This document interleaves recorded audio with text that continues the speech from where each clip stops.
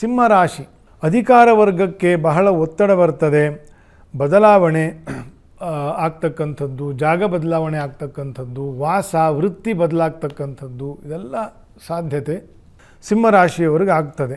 ಯಾಕಂದರೆ ಸಪ್ತಮದಲ್ಲಿ ಇರ್ತಕ್ಕಂಥ ಶನಿಯು ಅಷ್ಟಮಕ್ಕೆ ಹೋಗಿ ಅಷ್ಟಮದಲ್ಲಿರ್ತಕ್ಕಂಥ ರಾಹು ಸಪ್ತಮಕ್ಕೆ ಬರ್ತಕ್ಕಂಥದ್ದು. ಸೊ ಇದು ಅಪರೂಪಕ್ಕೆ ಆಗುವಂಥ ಯೋಗಗಳಿದೆಲ್ಲ, ಪದೇ ಪದೇ ಆಗಲ್ಲ. ಪ್ರತಿ ವರ್ಷ ಗುರು ಬಲ ಬರುತ್ತೆ, ಪ್ರತಿ ವರ್ಷ ಗುರು ಬಲ ಹೋಗುತ್ತೆ. ಆದರೆ ಈ ಸಪ್ತಮಾಷ್ಟಮಗಳು, ನವಮ ದಶಮಗಳು, ಜನ್ಮದಲ್ಲಿ ಬರ್ತಕ್ಕಂಥ ಶನಿ ರಾಹು, ಈ ಪಾಪಗ್ರಹರ ಪಲ್ಲಟ ಯೋಗಗಳಿದೆಯಲ್ಲ, ರಾಶಿ ಪಲ್ಲಟ ಯೋಗಗಳು, ಅದೆಲ್ಲ ಪದೇ ಪದೇ ಆಗ್ತಕ್ಕಂಥದ್ದಲ್ಲ. ಇನ್ನು 40 ವರ್ಷವೋ, ಇನ್ನು 50 ವರ್ಷವೋ, ಇನ್ನು ಕೆಲವುದಕ್ಕೆ 115 ವರ್ಷ ಲೆಕ್ಕ ಹಾಕಿದ್ರೂ ಸಿಕ್ಕೋದಿಲ್ಲ.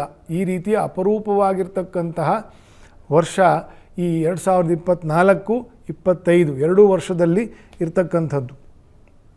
ಹಾಗಾಗಿ ಇದನ್ನು ಸಿಂಹ ಅಂತಂತಂದರೆ ಅಧಿಕಾರ ವರ್ಗ ಅಂತಂತ.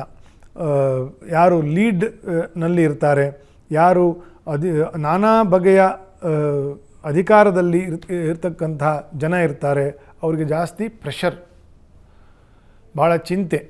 ಕೆಲಸವೂ ಬೇಕಾದಷ್ಟು ಇರ್ತದೆ, ಅದು ಬೇರೆ ವಿಷಯ, ಆದರೆ ಪ್ರೆಷರ್ ಜಾಸ್ತಿ ಇರ್ತದೆ.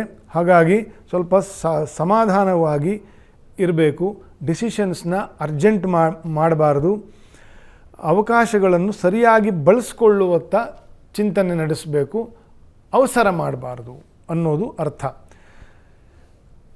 ಈಶ್ವರ ದೇವರ ಸೇವೆಯನ್ನು, ಪಂಚಾಕ್ಷರ ಜಪವನ್ನು, ಪ್ರತಿ ಸೋಮವಾರ 11 ಪ್ರದಕ್ಷಿಣೆ ನಮಸ್ಕಾರವನ್ನು, ಗೋವಿಗೆ ಮತ್ತು ಎತ್ತಿಗೆ ಗ್ರಾಸವನ್ನು ಕೊಡ್ತಕ್ಕಂಥದ್ದು ಬಹಳ ವಿಶೇಷವಾಗಿರ್ತಕ್ಕಂಥ ಅನುಗ್ರಹ. ಯಾಕಂದರೆ ಸಪ್ತಮದಲ್ಲಿ ಬರೀ ಪಲ್ಲಟ ಆಗಿದೆ. ಆಲ್ರೆಡಿ ಶನಿ ರಾಹುಗಳು ಸಪ್ತಮಾಷ್ಟಮವೇ ನಿಮಗೆ ಸಿಂಹರಾಶಿಯವರಿಗೆ. ಈಗ ಅದು ಉಲ್ಟಾ ಆಗಿದೆ ಅಷ್ಟೇ. ಆದರೂ ಏನೇನೋ ಬದಲಾವಣೆಗಳಾಗುತ್ತೆ. ಹಾಗಾಗಿ ಅಷ್ಟಮಗಳು ಪಾಪರಾಶಿಯಿಂದ ಕೂಡಿದಾಗ ಅದು ಎಫೆಕ್ಟ್ ಆಗುವುದೇ ಒಂದು ವೈವಾಹಿಕ ಜೀವನ, ಅದಕ್ಕೆ ಸಂಬಂಧಪಟ್ಟಿರ್ತಕ್ಕಂಥ ಕೆಲಸ ಕಾರ್ಯಗಳು, ಇನ್ನೊಂದು ಆರೋಗ್ಯ. ಇದೆರಡರ ಬಗ್ಗೆನೂ ಕಾಳಜಿ ವಹಿಸಬೇಕು.